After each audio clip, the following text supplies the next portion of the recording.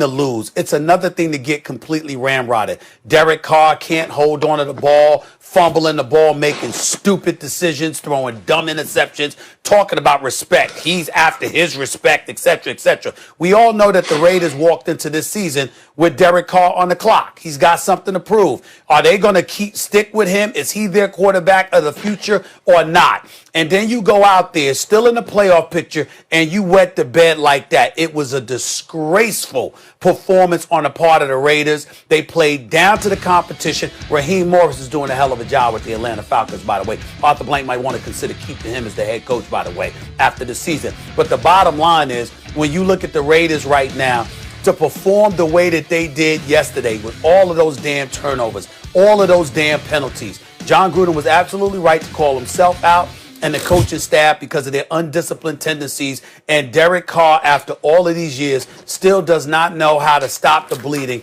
and just find a way to pull it out. I was sick by the performance that I saw the Raiders put forth yesterday, considering the fact that I thought they were my sleeper. I really was. Well, the Raiders showed, you're right, that they're not emotionally ready. I mean, that happens. It was a trap game for them in retrospect, right? And they're not ready for it. You're right. Maybe it's a learning experience. But Stephen A. Smith, you don't get to say Raiders even if they are your sleeper pick. Stephen A., there's such an obvious low-hanging fruit choice here. The Cowboys got people's hopes up on Thanksgiving. They were playing better. They just beat Minnesota, who looked pretty good. Minnesota just run through the NFC North. They're playing Washington, who's perceived, maybe are they the worst team in the NFC least, right? And everything is set up for them. Ravens-Steelers gets canceled. They're the marquee game. No one cares about Detroit. You and I are both on TV talking about Detroit shouldn't be on Thanksgiving. And what happens to the Cowboys? A total meltdown. How is that not the biggest disappointment? Well, Max, here's why you're wrong. The last word in the question was Sunday, not Thursday. And the two words before the word Sunday was the word disappointing. And why would I be disappointed in the Cowboys sticking up the joint? Of course I'm not disappointed. I couldn't be happier. Why would I be disappointed? Merry Christmas. Merry Christmas. Hey, listen, Max, first of all, Max, remember, I told you the Cowboys are going to do that. We had that conversation, and I said, Max, listen now, everything's set up. We're going to be looking at the Cowboys like they're supposed to win. It's against the Washington football team, and what will they do? I told you it would happen. And the Raiders are extremely disappointing, but the team I'm most disappointed in is the Los Angeles Rams. The Los Angeles Rams go to Tampa Bay on Monday night. They play well in every phase of the game. They win the football game. They put themselves not only with an opportunity to be in the driver's seat of the NFC West headed down the stretch, but in the driver's seat to challenge the New Orleans Saints to be the number one representative in the NFC playoffs. And you're playing against a backup quarterback in Nick Mullins. You're playing against a team, San Francisco, who did get Richard Sherman back on the outside, but is still decimated by injuries defensively. And you lose? You lose at home. You give up the ball late in the game, and you allow a 2-minute drive, a 4th-and-1 conversion by Juszczyk. You allow an easy field goal by Robbie Gould to beat you. You can't do that. You're in a fight to have an opportunity to represent the NFC West, to win the NFC West, which is probably the toughest division in football.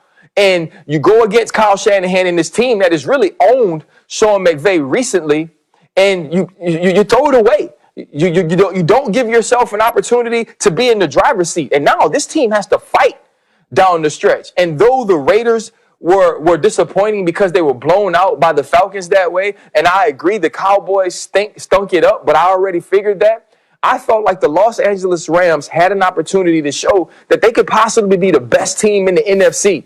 And with a showing like that against the San Francisco 49ers, you put yourself back in limbo. Hey, guys, one last thing, unless you want to jump in here.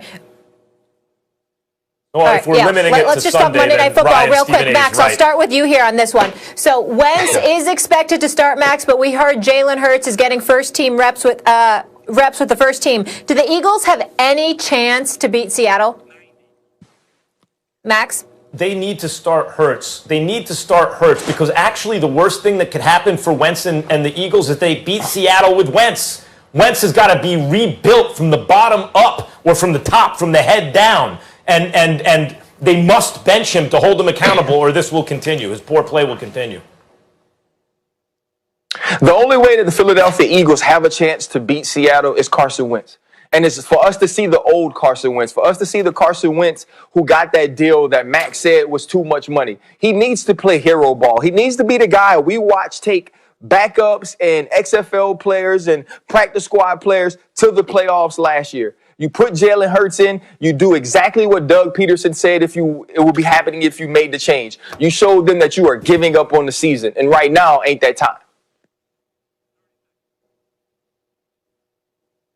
Stephen A? That's exactly what I was going to say. I have absolutely positively nothing else to add to what Ryan said. That is exactly my take. Your only shot is for Carson Wentz to play hero ball, and I'm not saying that's going to work, but you have no shot with Jalen Hurts against the Seattle Seahawks. No way. Perfect.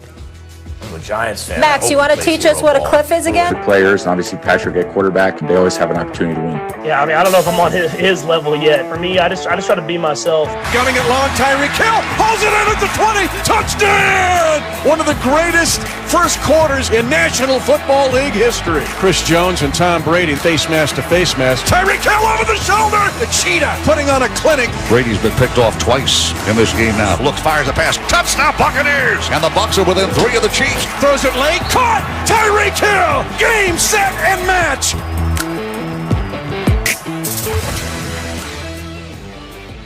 Look who's here, my guy Ryan Clark. Ryan, good to see you. I hope you had a wonderful holiday. Tom Brady's day, guys, wasn't the best yesterday. 2 interceptions, 7 over his last 4 games so far. Stephen A., are you starting to get a little worried about Tom and Bruce Arians, that partnership?